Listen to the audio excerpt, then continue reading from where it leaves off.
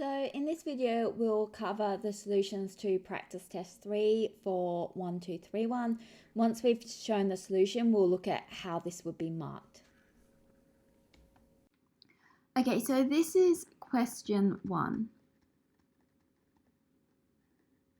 So in this problem, we've got a small laser which has a power of 5 milliwatts. So P is equal to 5.00 times 10 to the minus 3 watts. And it's got a wavelength of 633 nanometers. So lambda is equal to 633 times 10 to the minus 9 meters. And it's focused until its diameter is 1 millimeter diameter of a sphere placed in its path. And the sphere is perfectly absorbing and has a density of 5.00 times 10 to the 3 kilograms per meter cubed and a diameter of 1 millimeter. And we're asked in part A, what is the beam intensity at the sphere's location? So in order to calculate the intensity, we're going to need to use our equation that the intensity is equal to the power over the area. So we know the power that our laser is outputting, it's 5 milliwatts, and the area that it's going over is the sphere's area, and we've got the diameter of the sphere. So the area is going to be equal to pi r squared, which is pi d on 2 squared. So we divide by pi times 1 times 10 to the minus 3 over 2 squared. And solving this on the calculator, we end up with this is equal to 6.37 times 10 to the 3 watts per meter squared. Now in part B, we're asked for the radiation pressure on the sphere. Okay, so the radiation pressure is given by I on C. And in this case, we use I on C, not 2I on C, because the photons are being absorbed by the sphere. They're not being reflected by the sphere. If the sphere was reflecting them, then the change in momentum of the photons would be double. And so we'd end up with a factor of 2 here. So we can work out what this is. We've just calculated the intensity. So we've got 6.37 times 10 to the 3. And then we divide by c, the speed of light, which is 3 times 10 to the 8. And so solving this, we end up with 2.12 times 10 to the minus 5 newtons per meter squared. And then part C asks us for the magnitude of the corresponding force. So pressure and force are related through pressure is equal to force over area. So the force is equal to the pressure times the area. And we've just calculated the pressure here, 2.12 times 10 to the minus 5. And then we discussed how to calculate the area over here, pi times the diameter squared on 2. So this is times pi times 1.00 times 10 to the minus 3 over 2 squared. And so solving this, we end up with this is equal to 1.67 times 10 to the minus 11 newtons. Now in part D, we're asked for what's the acceleration. And so to do this one, we just need to use Newton's second law that F is equal to ma. So this tells us that the acceleration is equal to the force over the mass. And the force is 1.67 times 10 to the minus 11. And then the mass, we've got the density.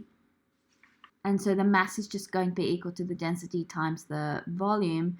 And so this will be 1.67 times 10 to the minus 11 times 5 times 10 to the 3, and then volume is given by 4/3 pi r cubed, so times 4/3 times pi times 1.00 times 10 to the minus 3 on 2, because we've got the diameter up here, so we've got to halve it to get the radius cubed. And then when we solve that, we get this is equal to 6.37 times 10 to the minus 6 meters per second per second. Okay, so let's look at how this would be marked now. Now for part A, you get a mark for realizing that the intensity is equal to the power divided by the area. So that's 1 mark. And then there's an additional mark for the correct answer. So part A is out of 2 marks. Part B, we get 1 mark for giving the correct formula relating pressure, intensity, and the speed of light. So 1 mark for that. And then again, 1 mark for getting the correct final answer. For part C, again, 1 mark for realizing which equation we need to use and 1 mark for the correct final answer. We do need to have the correct units here.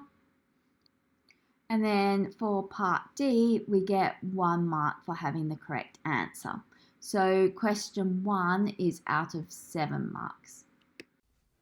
Okay, so this is question 2.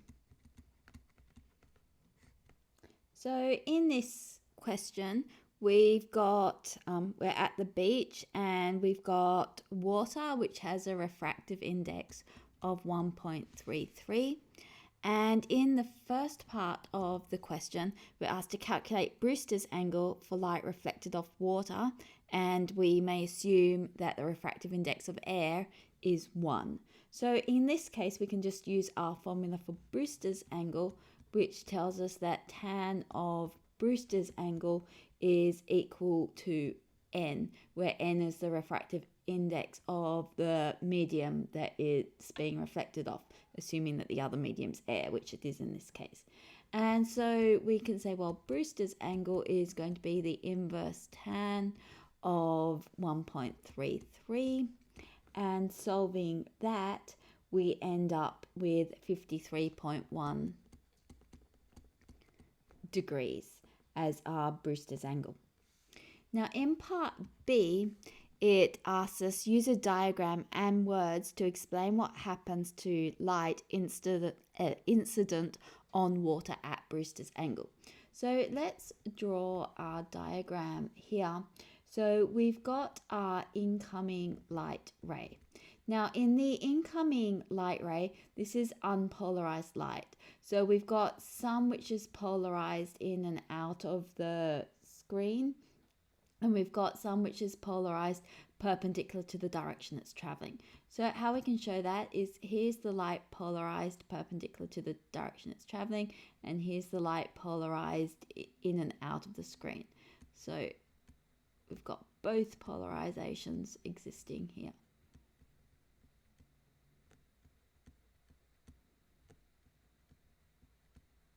And at the surface, 2 things happen to the light. Some of the light is reflected, so in that case we've got the angle of incidence, which is Brewster's angle in this case, and the angle of reflection, and those are equal. And some of the light is also refracted, so it's going to bend towards the normal a little bit like this. And what's special at Brewster's angle is that this reflected and refracted rays are at 90 degrees to each other. So now what happens is when we're at Brewster's angle is that the reflected light ray here only has light polarized in and out of the screen in it. It doesn't have any of the light which is polarized perpendicular to this direction of travel. And so this means that in the refracted ray, there's a little bit less which is polarized in and out of the screen, and more of it is polarized perpendicular to the direction of travel like this. So there is a little bit like this. So this ray here is partially polarized, while this ray here is polarized. So the reflected ray is polarized in and out of the screen in this case. The refracted ray is partially polarized. The reflected and refracted rays are at 90 degrees to each other.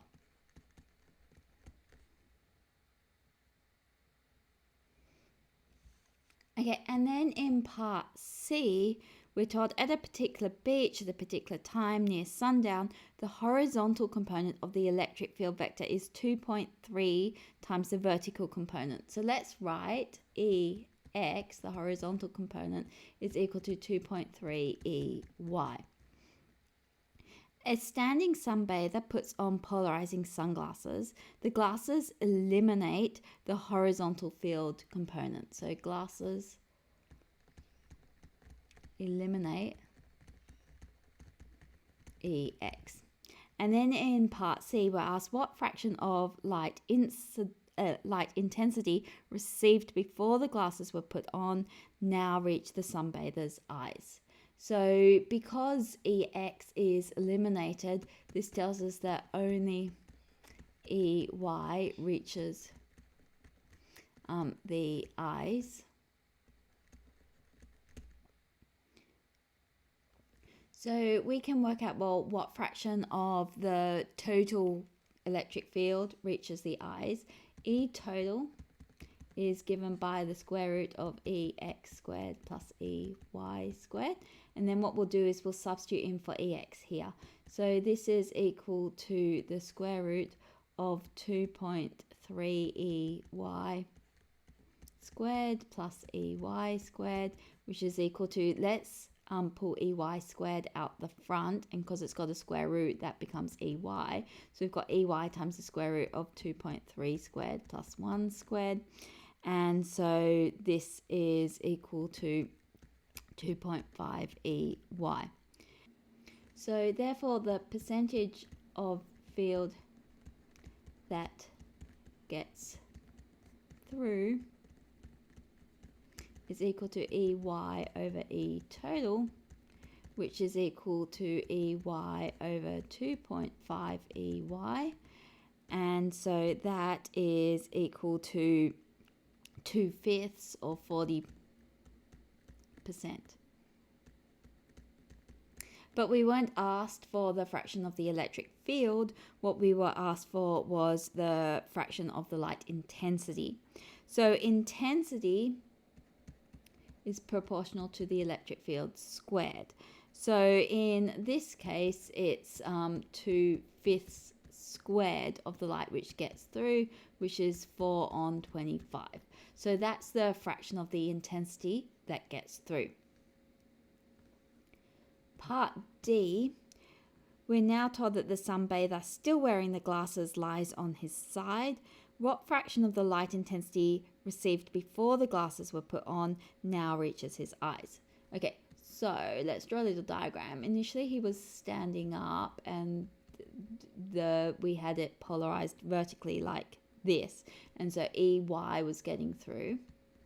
But now he's lying on his side like this, and we've got the glasses polarized like this. So now because he's on his side, it's the ones perpendicular to this which get through. So now EX gets through.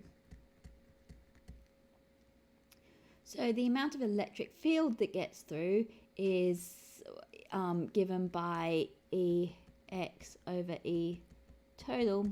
And we know from up here that EX is equal to 2.3 EY and we know that E total is equal to 2.5 EY.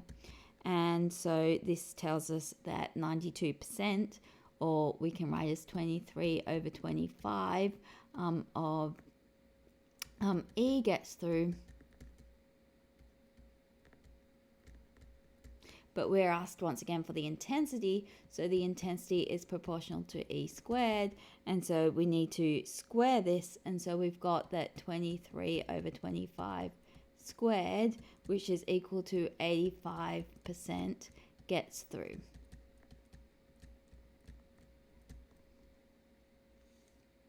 Okay, so let's see how this would be marked. For part A, 1 mark for realizing which equation we have to use and 1 mark for solving it to find Brister's angle. It's fine if you want to give it in radians as well. If you do, it's 0.93 radians. That is also correct. Now for part B, you get 1 mark for the diagram. 2 marks for the diagram. So within the diagram, you need to clearly show that that's 90 degrees there, and you've got to show the incident, the reflected, and the refracted. So that's out of 2 marks. And then you also get 2 marks for pointing out the important features in words. So 1 mark for saying that the reflected ray is polarized, and 1 mark for saying that these are at 90 degrees to each other. So part B is out of 4 marks. Now part C, you get 1 mark for writing down this equation, which is just putting into an equation form the information which was given in the question. You also get a mark for calculating the total electric field,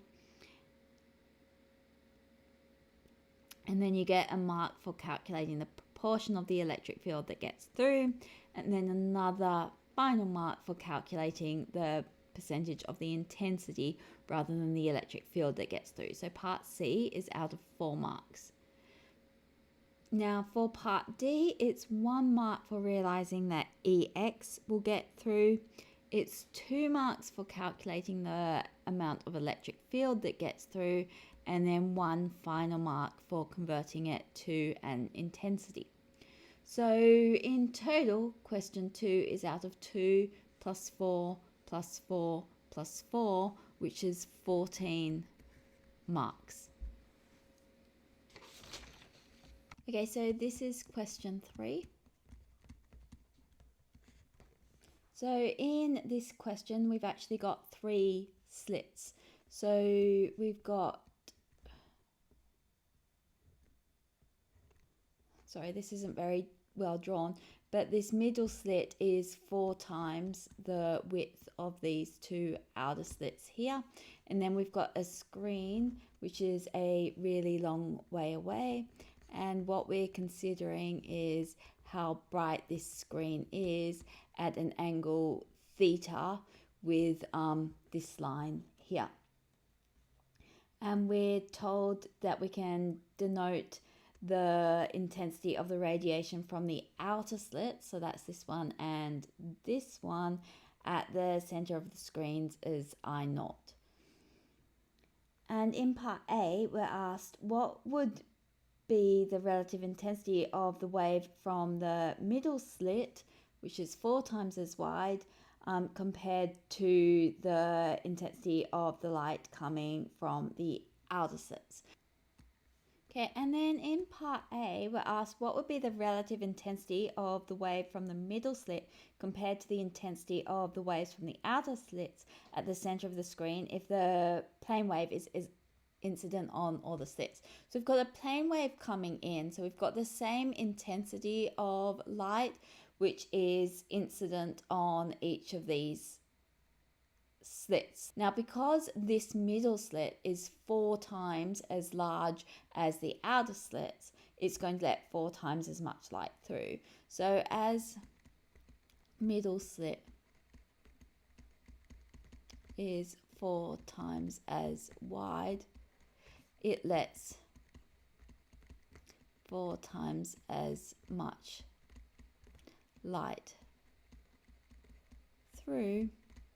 And so because it's letting 4 times as much light through at the center, it's going to have 4 times as much intensity. So that'll tell us that I middle will equal 4 times IO, where IO is the intensity coming through one of these slits here.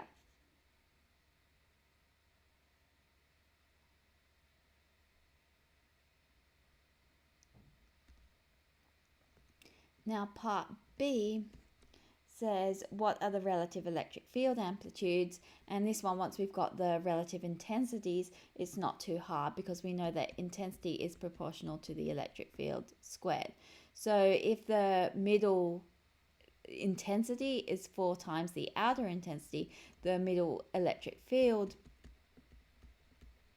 is going to be equal to the square root of 4 times E of the outer one, and so that'll be 2 times the electric field strength at the outer, from one of these outer slits here.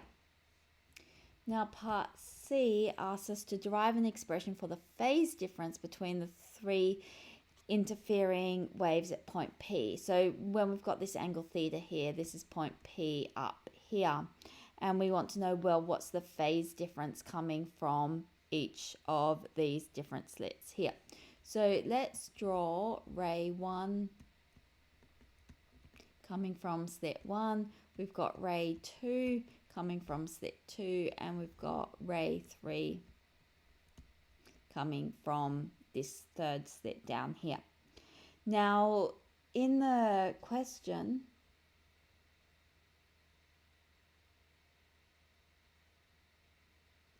we're told that this is the far field. So while these don't look parallel how I've drawn them here, because it's a far field, the screen is a long way away. So we can pretty much imagine these rays here as parallel. So to get the phase difference, what we're going to need to consider is, well, what's the difference in path length that these rays have traveled? So to work that out, we've got this additional distance traveled by ray 2 over ray 1. Now this angle in here is theta, which means that the angle here is also going to be theta. And so we've got this additional distance here is going to be given by d sine theta. This d is the distance between these two slits, so that's d there. And so the phase difference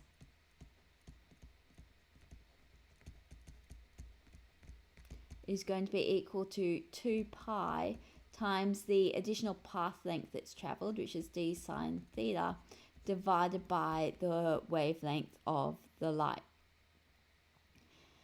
And then we need to do it for each of these pairs. So between ray 2 and ray 3, so this is between ray 1 and 2, let's do ray 2 and ray 3. Again, we've got that this angle in, because this angle is theta, this angle in here is theta, so we've got 2 pi times d sine theta over lambda between ray 2 and 3, but then between ray 3 and 1, we've got these path differences will add together. So between ray 3 and 1, we'll have double this path difference. So we'll have 2 pi times 2d sine theta over lambda. Okay, and then in part D, it asks us hence or otherwise determine the conditions for maximum and minimum in the interference pattern. Okay, so we'll have a maximum at P when all of these are in phase with each other. So when in phase, so these will be in phase when the phase difference is equal to an integer multiple of 2 pi. So when we've got n times 2 pi is equal to 2 pi d sine theta over lambda. So these cancel out and we end up with n lambda is equal to d sine theta, where n is an integer. So we could write that this way if we want.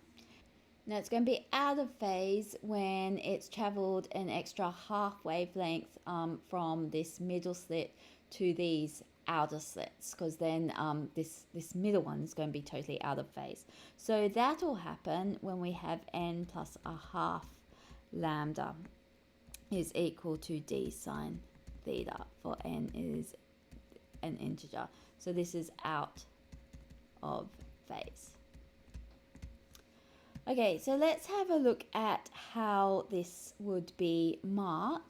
For part A, we get 1 mark for realizing that it's going to let through 4 times as much light, and then 1 mark for getting this expression here.